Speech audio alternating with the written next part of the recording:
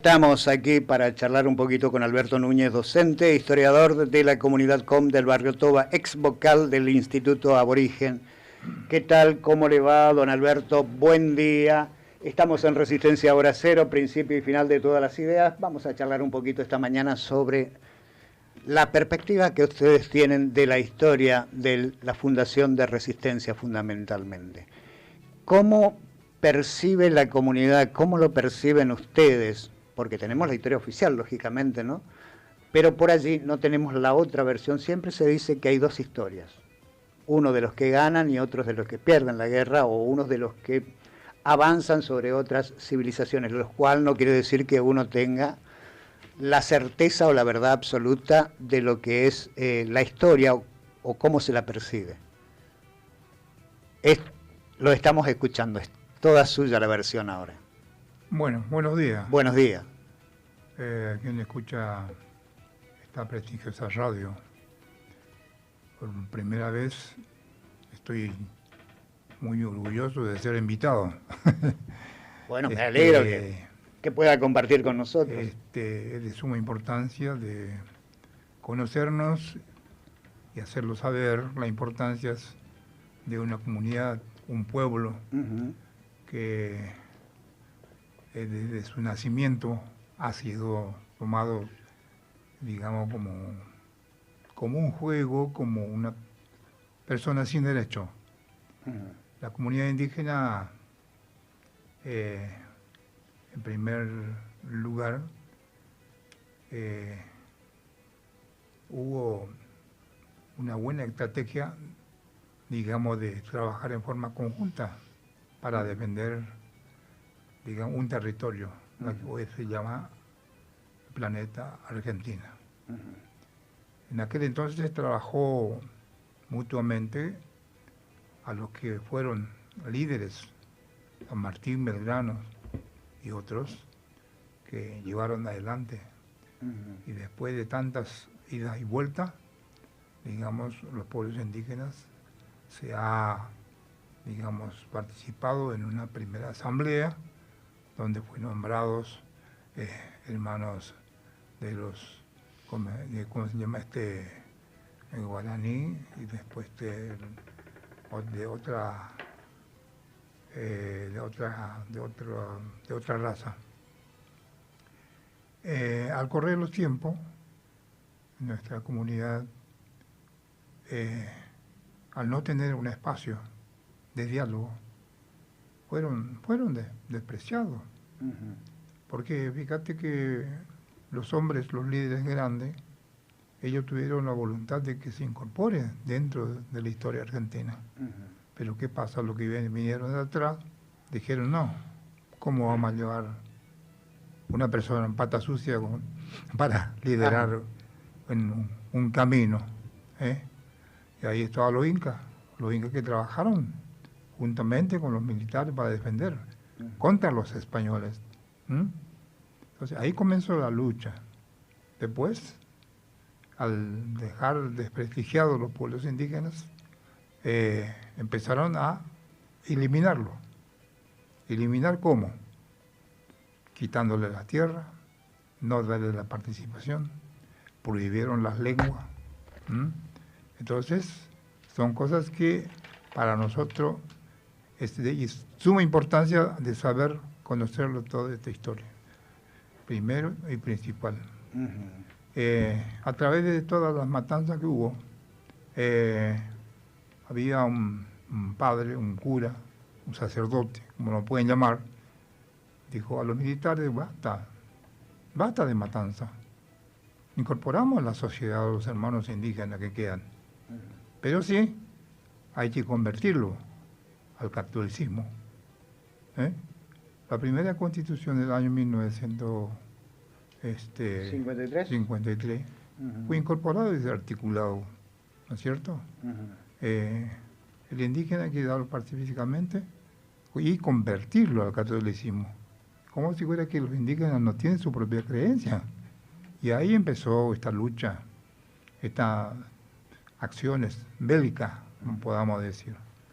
De ahí se comenzó a reunir las comunidades en los distintos puntos del país. Entre hoy nos abocamos al Chaco, porque es de suma importancia. El Chaco es, cuando todavía no es Chaco, era territorio. Sabéis que después se pasó a realizar las gestiones para que sea provincia. Entonces, al pasar por provincia, los indígenas estaban viviendo fuertemente.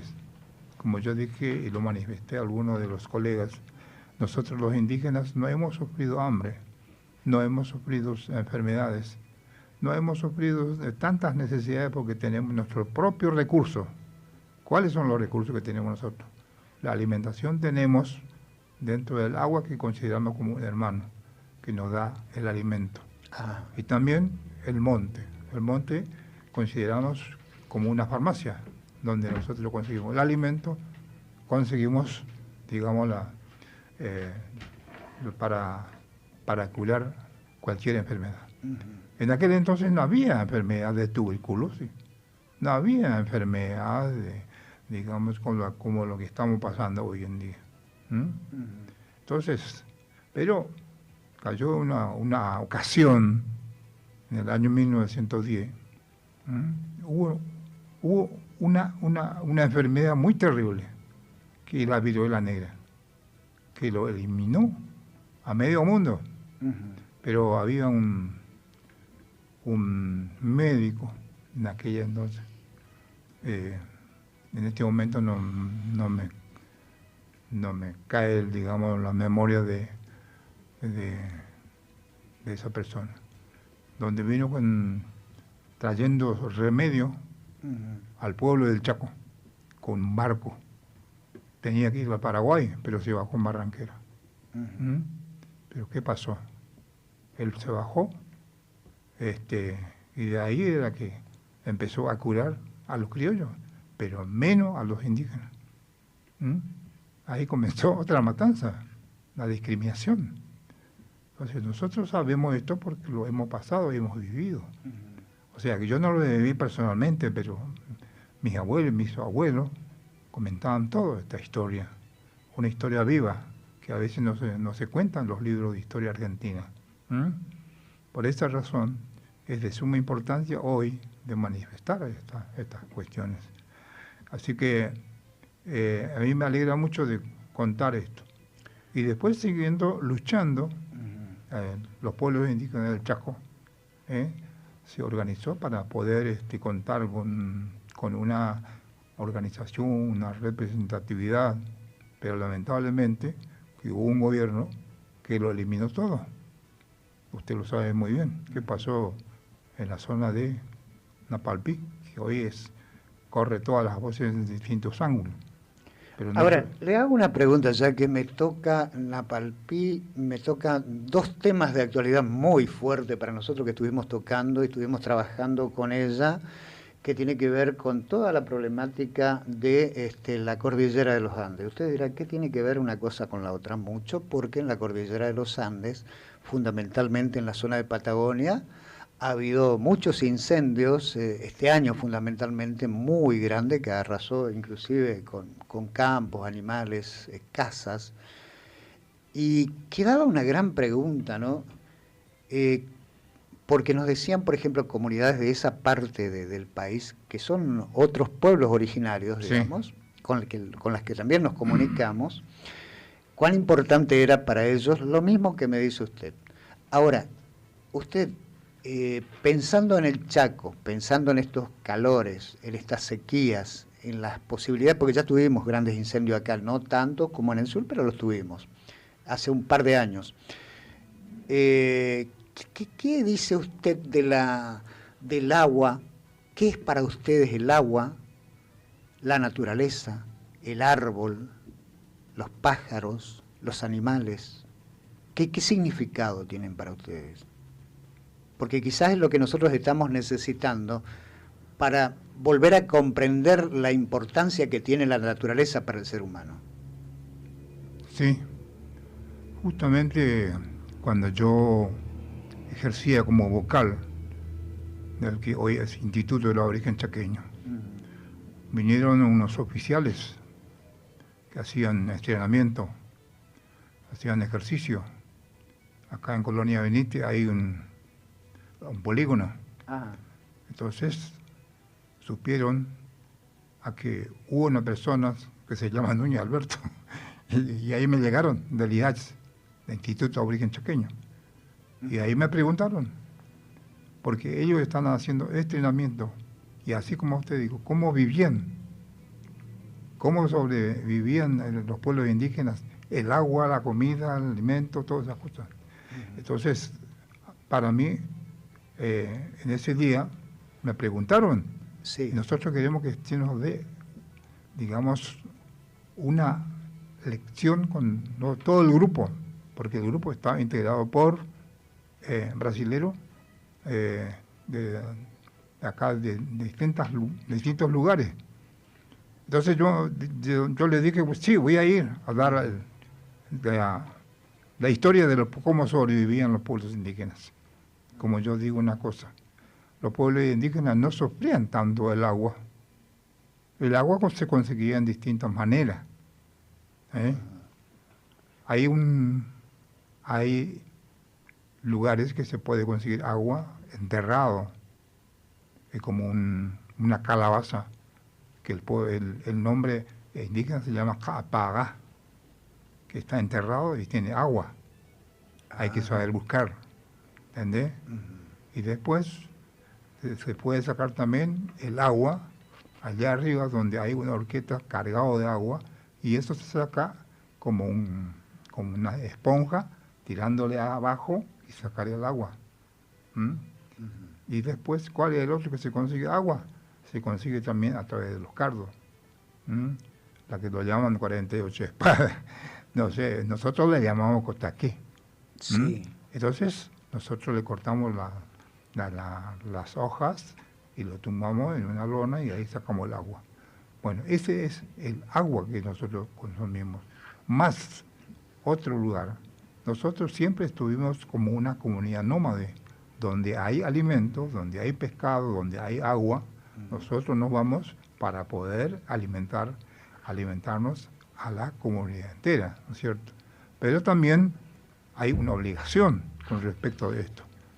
La obligación es no matar de más de lo que uno necesita. Entonces, estos son recursos sobre el tema del agua. Y la alimentación lo sacamos a través del monte, de las distintas frutas que podemos conseguir. Y conseguimos también, ¿cuál es el alimento también? El tatú, el yacaré, la iguana, el guasuncho, el chancho moro, hay distintos animalitos que se aprovechan para poder sobrevivir. Y en esa comunidad se vive tranquilo, porque una cantidad de alimentos hubo, pero no se tiene que matar de más de lo que uno necesita. Esa es la obligación. Porque hay un cacique que domina, hay un cacique que es como una persona, es como un sacerdote. Muchachos, vayan tal parte, busquen, pero no maten de más de lo que ustedes necesitan. Entonces, por eso que lo llamaban cacique. Ese cacique es que dominaba a un grupo de personas y él lo cuidaba. Así es la vivencia de los pueblos indígenas. Entonces, por eso vuelvo a reiterar, el pueblo indígena no tenía ninguna clase de enfermedad de la que hoy tenemos.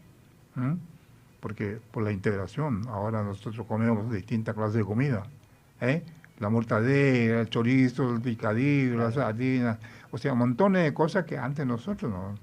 Y ahí era que ahora nosotros sufrimos, digamos, las desventajas del menor conocimiento. ¿Por qué?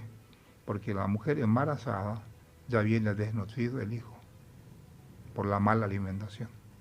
Y cuando nace la criatura ya tiene poca capacidad de la mentalidad de razonar y de poder tener una capacidad para tener conocimiento. Bien, la vamos a integrar ahora a mi compañera de trabajo, a Nicole.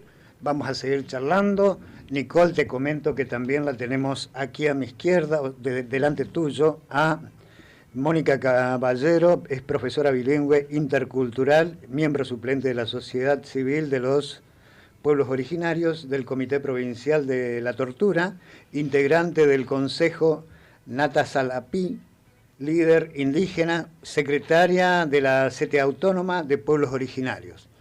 Casi nada. ¿Alguna preguntita que tengas por allí? ¿Algo que te quede en el tintero después de lo que estuvimos escuchando? Sí. De este amigo llamado Alberto Núñez? Buen día al equipo, buen día a los invitados y buen día a la audiencia. Justamente usted estaba tocando un poco esto de la estructura, ¿no?, de las comunidades. Iba a preguntar un poco eso, cómo se estructuran, cómo funciona esto de la formación de los liderazgos dentro de la comunidad, cuáles son los valores que se van inculcando de generación a generación. Nosotros generalmente a las personas que se encargan de liderar está designado por un pequeño diseño que no es natural, es sobrenatural, que proviene, que está a prueba si realmente si sirve o no sirve. Entonces, fíjense que nuestros pueblos indígenas antes no conocían lo que es la religión evangélica, católica, no, nada. Entonces la creencia viene de otra manera. Y hay un contacto que es invisible, donde le habla a aquella persona cómo se tiene que defender, cómo se tiene que alimentar, cómo se tiene que hacer para poder sobrevivir su pueblo. Ese es el liderazgo que hoy nos contamos. Hace 5 años vino un estudiador, un antropólogo de Alemania, de la universidad acá. Hemos trabajado y hemos hecho un libro. Él hizo, yo no lo hice, él hizo el libro Entre Toba y Pilagá. Hay un libro que nosotros contamos como material de todos, cómo se transmiten los poderes, cómo se transmite el liderazgo. Todas esas cosas están sometidas en ese libro. Entonces es muy bueno el día de mañana cuando volvamos yo le voy a mostrar cómo se transmite el liderazgo, cómo se hace y cómo se consigue. Entonces son cosas de suma importancia de saber cómo es el liderazgo indígena. Y hablando pronto, que el liderazgo no es cualquier persona, tiene que ser probado como una persona de nivel superior como militar, ¿viste? Entonces esa persona sí vale el sentido de liderar su pueblo.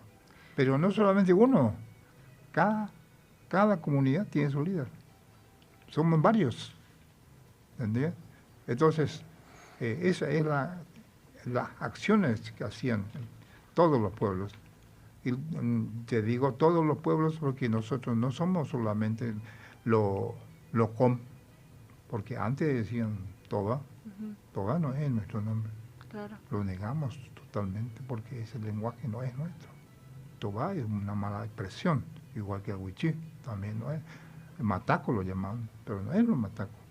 Entonces ahora nosotros estamos corrigiendo todos los errores y todas las cosas que se está planteando siempre, día a día, y tenemos que difundir esto, para que la gente entienda que nosotros somos parte de la organización, somos parte de cualquier ciudadano de este país o de esta Argentina. Bien, vamos ahora a preguntarle a la profesora bilingüe intercultural, ¿cómo es eso de enseñar en una escuela bilingüe? ¿Qué hacen y cómo lo hacen? Porque para nosotros es una teoría totalmente nueva, no participamos, digamos, habitualmente de esos escenarios y debe ser todo un desafío para ustedes, ¿no? De alguna manera amalgamar lo que son los programas, vamos a llamarlos criollos, y por el otro lado conjugar con lo que es la cultura com. ¿Cómo lo llevan a cabo? Antes que nada, un agradecimiento a la entrevista y a su audiencia. Es un placer estar hoy aquí. Con respecto al tema de la educación intercultural bilingüe dentro de los establecimientos,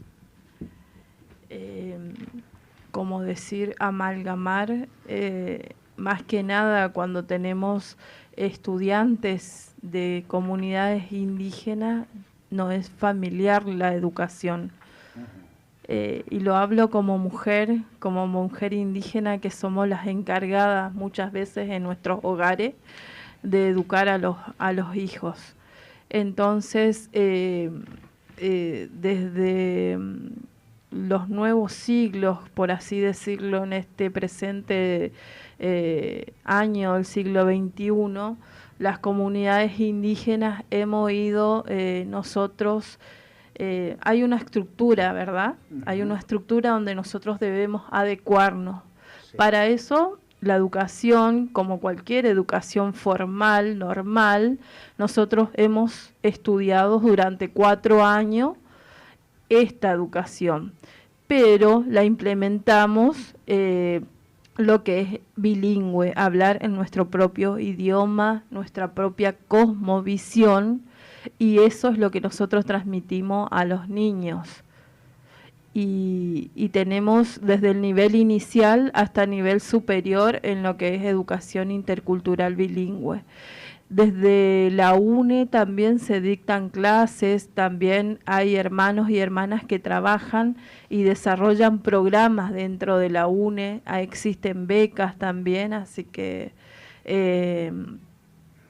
todavía creo que falta visibilizar más lo que es el tema educación intercultural bilingüe y también extender este paradigma de la educación bilingüe a otros estamentos.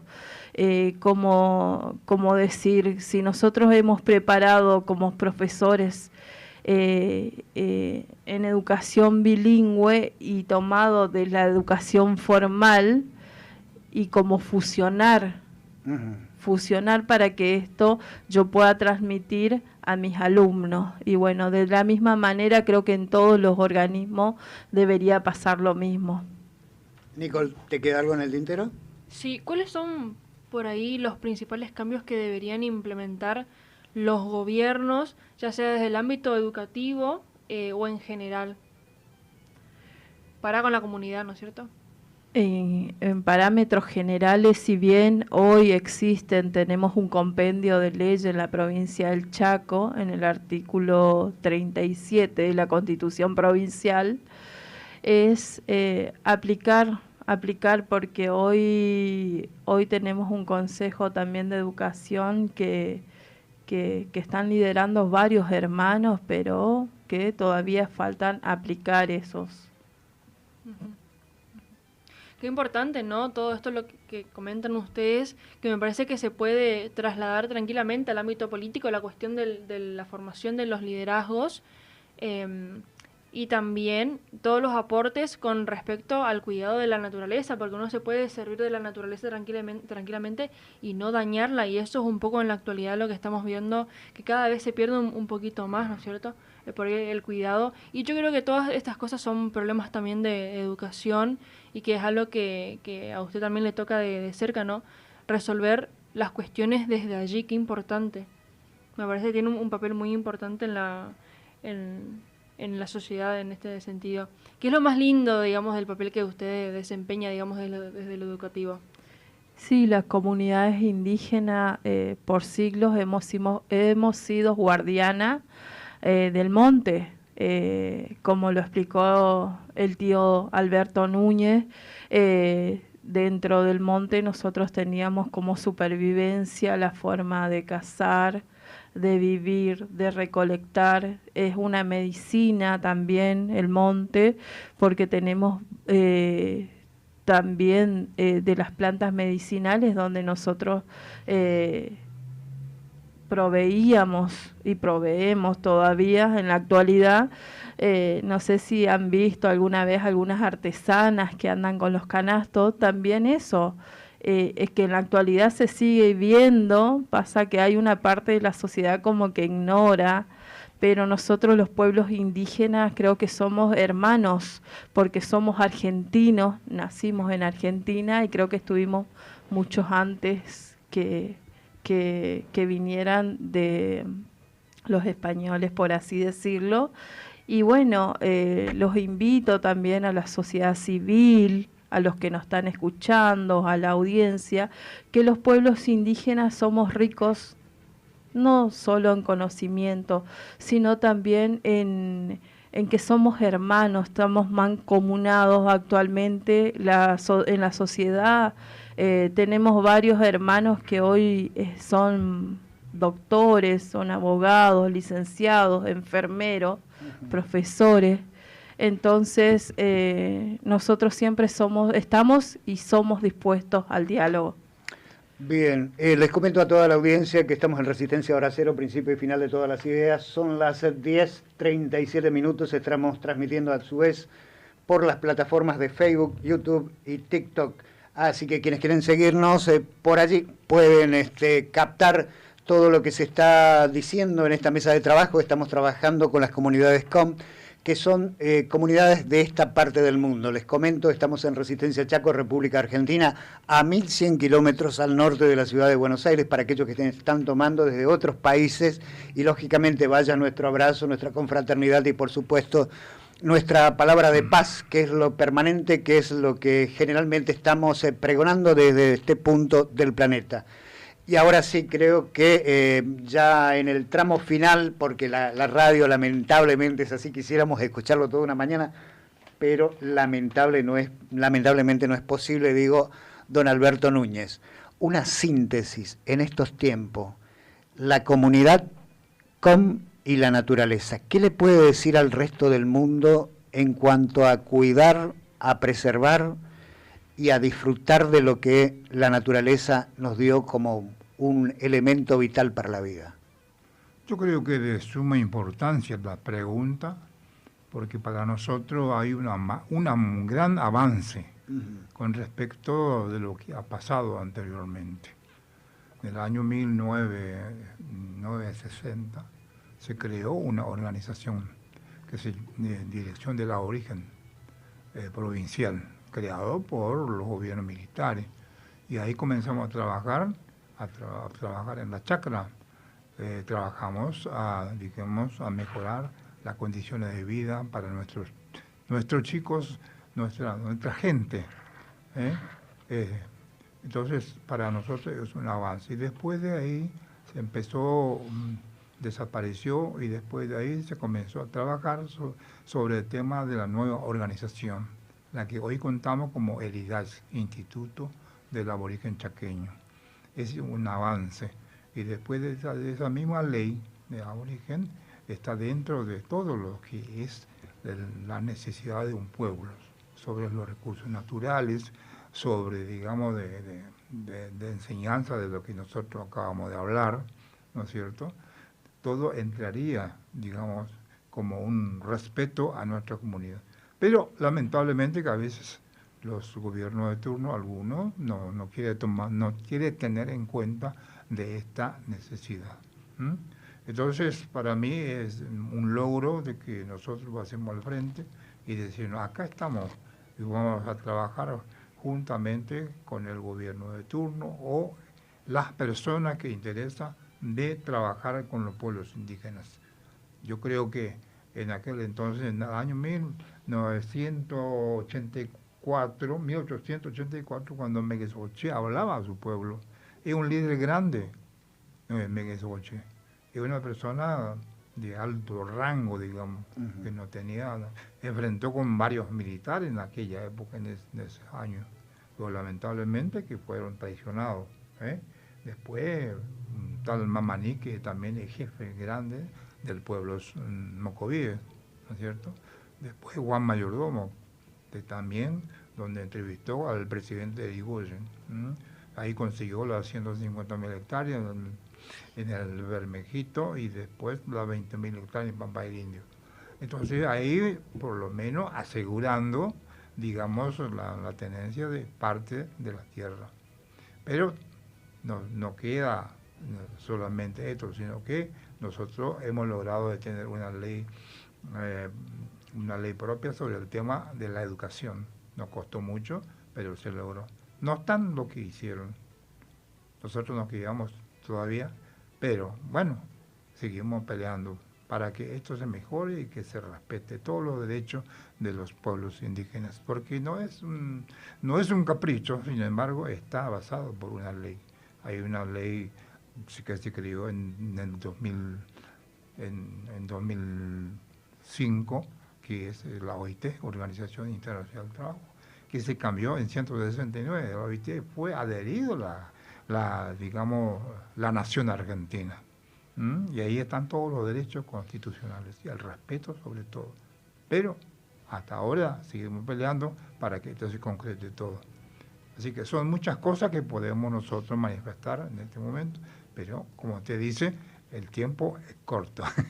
Así que muchas gracias por la invitación y esperemos en el otro encuentro para poder, digamos, a proponer cosas más importantes, porque tengo muchas cosas para manifestar. Sí, seguramente, no me cabe la menor duda. Nicole, nos queda la profesora allí, y si te queda alguna pregunta para ella, vamos cerrando porque lamentablemente ya nos están pidiendo para el otro bloque.